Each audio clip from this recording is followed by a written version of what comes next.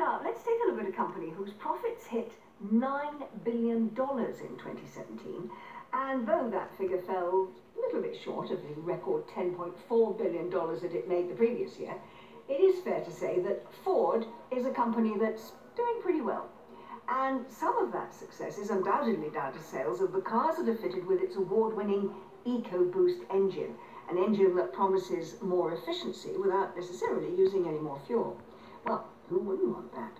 So you can understand why the people that we're about to meet were tempted to invest in a car that had one of those engines. Sadly, they did not get what they bargained for. Around 8 million of all the cars on the road in 2017 were bought second-hand.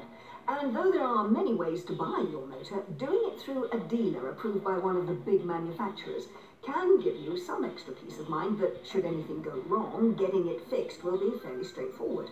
It's one of the reasons why Graham Bartholomew from Leigh-on-Sea opted to buy his daughter Laura's last car from his local Ford dealership in 2014. And were you buying it, Graham? Yes, Laura part-exchanged her old banger, I call it, but I investigated and I thought, yeah, it's a nice car.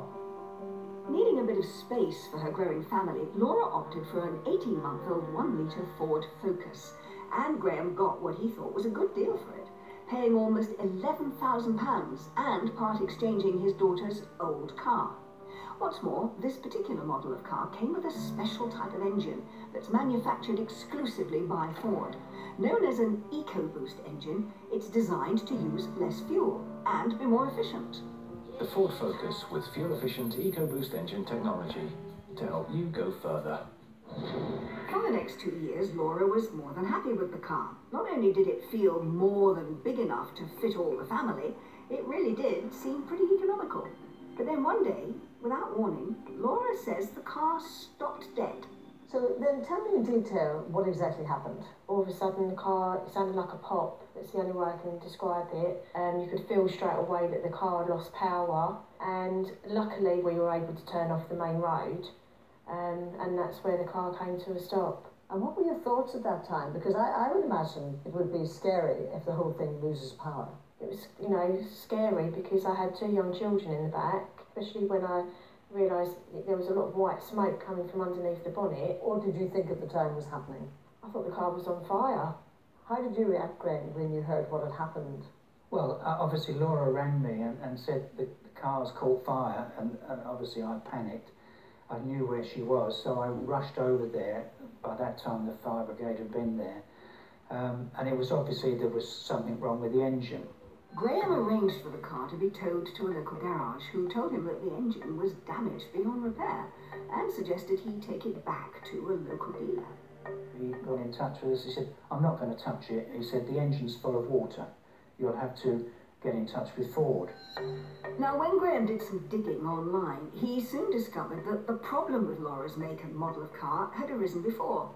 In fact, a year earlier, Ford had written to all owners of cars with the Ecoboost engine that had been manufactured between 2011 and 2013 to say their vehicle needed a fix because the coolant hose on the Ecoboost engine was potentially failing at high temperatures and would need to be replaced.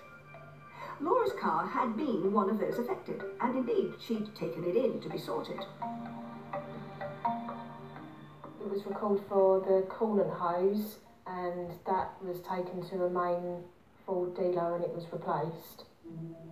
But less than a year after the repair, Laura's car was struck by a similar fault, and much to the pair's consternation, when Graham did then contact his local dealer, it made clear that despite Ford having told owners that this was an issue that needed to be fixed, because the car was now 5 months out of its 3-year warranty, it wouldn't replace the engine for free. How were you feeling about all of this, Laura? Were you just leaving it to your dad? I mean, yeah, Dad dealt with all that, you know, that side of things. It's frustrating because he paid a lot of money for a car that you just don't expect that to happen to. And it was a family car. It was meant to be there to ferry my family around. Ford did agree to pay £700 towards replacing the engine, but as Graham was facing a bill of £4,500, that didn't really help. Which must have been very frustrating. Very frustrating, yes. And as I say, this went on week after week, month after month, arguments going left, right and centre. The 700 was then up to 888, which I This is found the offer. the offer of goodwill, which I thought was a strange figure. And again, I kept digging my heels in. Throughout all these negotiations, Graham was convinced that as the issue appeared to be a manufacturer's fault, it was Ford that should stump up the replacement engine cost and not him. And another search online soon turned up plenty of other people who had very much the same opinion, after their Ecoboost engine had experienced problems too. Around the August time, I discovered the Facebook group. So obviously we started communicating and sharing information and what to do and all the rest of it. And I think I looked this week and there's 517 cars that have failed. In a similar fashion? In a similar fashion, yeah, and they're all Ecoboost engines. We eventually got Ford to up the offer to 50%. I got a phone. Which is how much? Well, at the time 50% of what? I was quoted that the engine was going to be £4,500. Because when I first had that figure, I thought, well, I'm not paying that full stop, you know, that's why I kept on arguing. I then got a call and she said, well, what would you accept? And I said, well, the whole lot, please. New engine. Yeah, that's right, a new engine, no questions asked. And she said, well, we can't do that. And then literally hours later, she came back to me with an offer of 75%.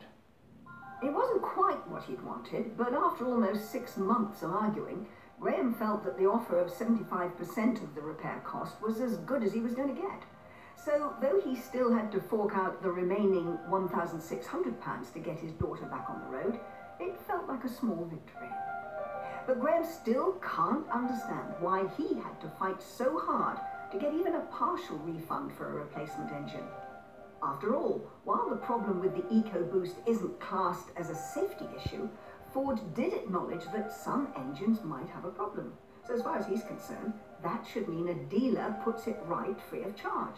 And we've heard from plenty more affected owners who would agree, including Sue Bromfield from Eastleigh in Hampshire. She ended up being asked to pay 45% of the cost of a new engine after her car developed problems in the middle of organising her father's funeral. It was very stressful, and basically you don't know what to do with yourself with the thought that you're not going to have a drivable car in the middle of organising a funeral for your father, who has only basically died 9 days previously. For Sue, the issue had come to light during a routine MOT and service at her local garage. She was told of a problem with the coolant level of her Ecoboost engine. They told me that I shouldn't drive it and that they were contacting Ford because it was a known issue with these particular cars.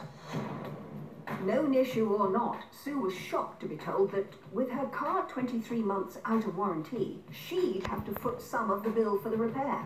Ford came back with an offer of 65% of the cost, with me having to pay 35% of the cost, which I was not happy with, but because of my father's impending funeral, I had no option but to accept it and then take up the case with Ford afterwards.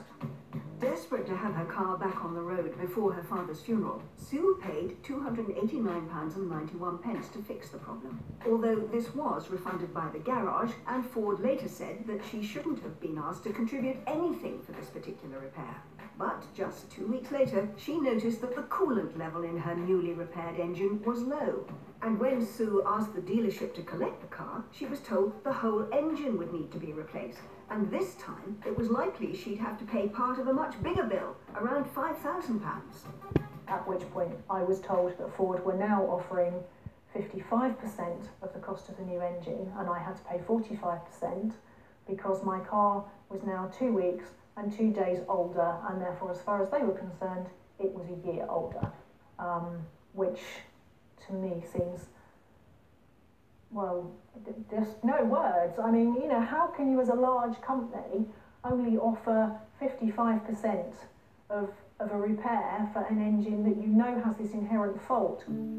Fortunately for Sue, her local Ford dealership has since agreed to pay her share of the bill, meaning she won't be out of pocket when the engine is finally replaced.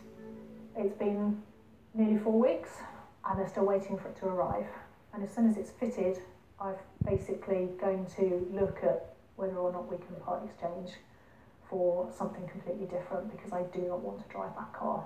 Well, part of what's got Ford owners so fired up by all of this is what they'd say is the inconsistency of how they've all been treated. But when we contacted the company, Ford said the contribution it offers towards these servicing costs depends on vehicle use, service record, and any repair being carried out by Ford.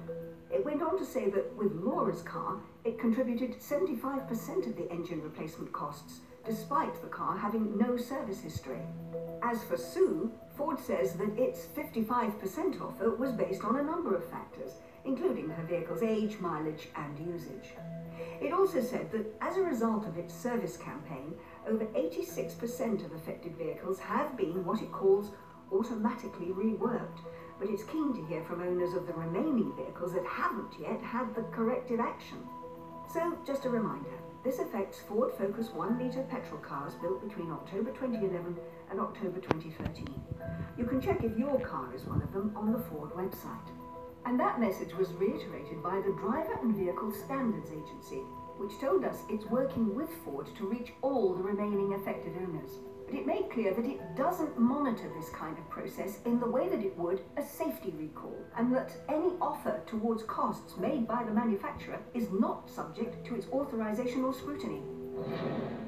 Also, the DVSA has an online tool that allows you to check if any make of second-hand car that you've bought is subject to an outstanding recall.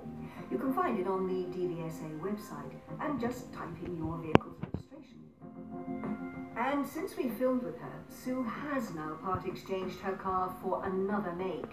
In her view, a brand she once trusted has let her down. You know, I've had Fords most of my life. I've always looked on them as producing reliable cars, sort of cars I like to drive. I certainly won't ever have a Ford again.